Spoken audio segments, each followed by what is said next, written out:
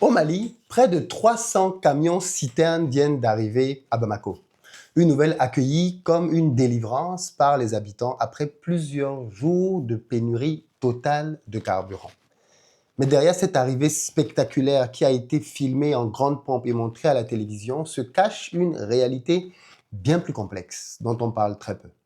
Un blocus djihadiste, des tensions régionales et une dépendance énergétique qui met le pays à genoux.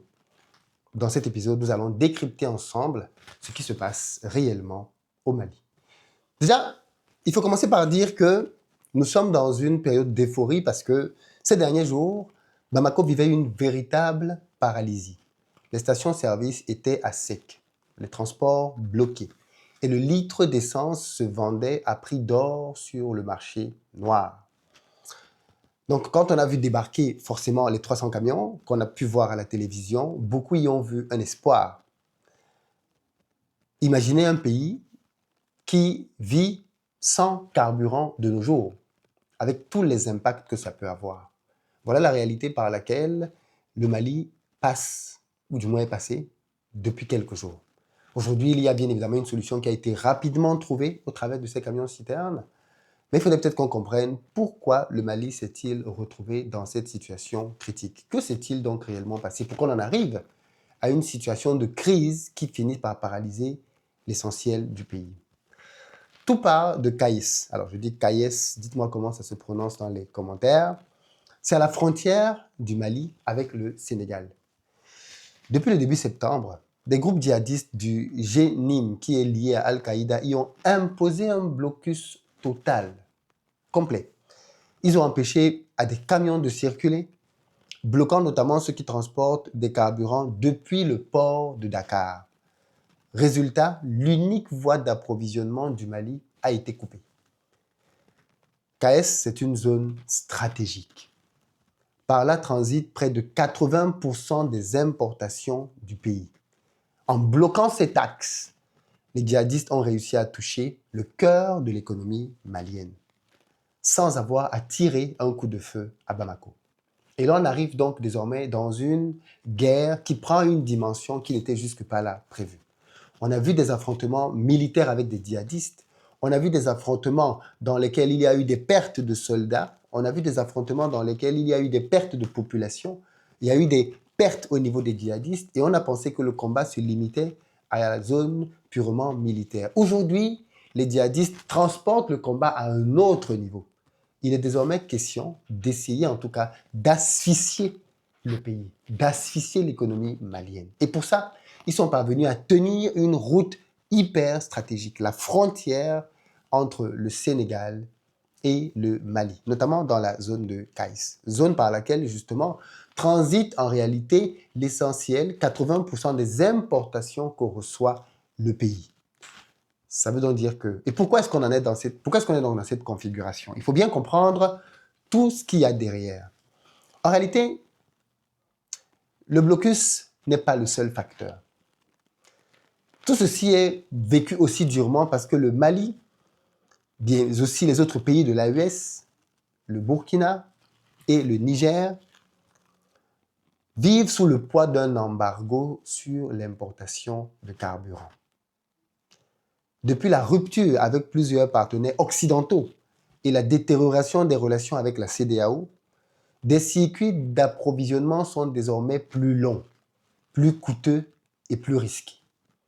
Le Mali doit désormais s'approvisionner en carburant très loin, alors qu'avant il pouvait l'avoir autour de lui. Ça, c'est aussi les conséquences de la sortie de l'AES, du bloc CEDEAO. Avec les sanctions occidentales, il n'est plus possible pour un pays comme le Mali d'avoir du carburant par les voies classiques par lesquelles il les avait. Maintenant, il faut aller chercher ailleurs, en Russie, en Chine, chez d'autres partenaires. Mais bien évidemment, ceci entraîne donc de rallonger les délais, de rallonger les circuits, de rallonger les coûts. Voilà donc comment il est aussi possible de pouvoir tenir une économie. Voilà comment il est aussi possible de pouvoir tenir un pays sans avoir besoin d'utiliser des armes. Dans tous les cas, dans cette circulation, on voit donc que le pays dépend désormais de ses routes secondaires. qui passe parfois par la Mauritanie ou même par la Guinée. Chaque perturbation de ces axes suffit à provoquer une crise nationale.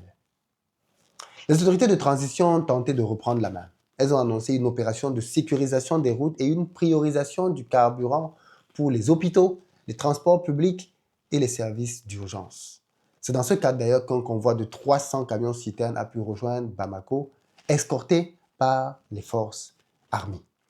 C'est un succès logistique qui est présenté comme la preuve que l'État garde le contrôle. Sur le terrain, on se pose bien évidemment des questions. Est-ce que l'État va pouvoir, et dites-moi dans les commentaires, est-ce que vous pensez que l'État du Mali va pouvoir continuer comme ça, avec ce type de solution alternative à résorber la crise, le temps que les frontières soient reprises de la main des djihadistes? Ou alors vous craignez plutôt le pire, vous pensez que c'est plutôt un pansement sur une plaie qui est vraiment beaucoup plus profonde? Dites-nous dans les commentaires votre analyse de la situation. Alors oui, bien évidemment, le carburant est revenu, mais la situation reste précaire. Le blocus djihadiste n'est pas entièrement levé et la moindre attaque, la moindre tension diplomatique peut à nouveau plonger le pays dans la pénurie. Donc, derrière la victoire symbolique du convoi se cache aussi une réalité qu'il faut aborder. Le Mali reste vulnérable, dépendant de ses voisins et des routes qu'il ne contrôle pas totalement. Voilà pourquoi en géopolitique, on dit que celui qui contrôle les mers a le pouvoir. Parce que les mers sont les moyens par lesquels on circule, on fait transporter les marchandises dans le monde entier. Et ceux qui contrôlent donc les mers ont un pouvoir absolu. Pour les militaires qui sont au pouvoir, ce convoi, ce n'est pas que du carburant, il faut bien comprendre. C'est aussi bien évidemment une bataille d'image. Montrer qu'ils parviennent à tenir le pays et bien évidemment montrer qu'ils parviennent à tenir malgré l'isolement dont ils peuvent faire l'objet et qu'ils continuent de parvenir à protéger la population. Mais bien évidemment, on va attendre de plus en plus de ces autorités qui sont au pouvoir depuis un peu plus de temps maintenant, on va attendre d'elles qu'elles apportent des solutions durables. Au Mali, la transition est là depuis pas mal d'années maintenant. C'est vrai que les problèmes du Mali sont grands, sont nombreux, sont profonds, mais bien évidemment, on va de plus en plus attendre des résultats.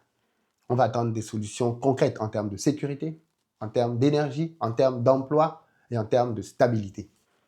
Mais pas seulement des opérations ponctuelles face à des crises comme celles qu'on vient de voir. Mais je reste confiant.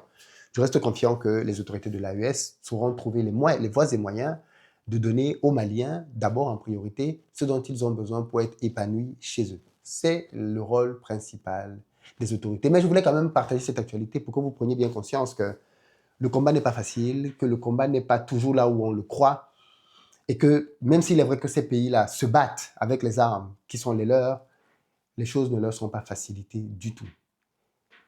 Ils parviennent à trouver des solutions, c'est vrai, mais l'idéal, ce serait qu'ils puissent stabiliser pour avoir des solutions long terme qui vont apporter de meilleurs résultats. Dans les commentaires, dites-moi ce que vous pensez de cette actualité. Est-ce qu'elle vous rassure? Est-ce qu'elle vous inquiète? Comment vous lisez les choses? Est-ce que vous pensez que les dirigeants de Mali vont pouvoir trouver des solutions pérennes, concrètes, long terme pour résorber les problèmes de fond?